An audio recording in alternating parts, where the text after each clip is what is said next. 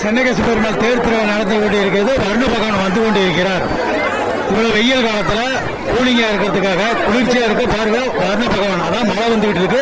மழையும் பொருட்படுத்தாமல் மக்கள் தேர் திருவிழாவில் கலந்து கொண்டு தேரை வடம் பிடித்து இழுத்து கொண்டு இருக்கிறார்கள்.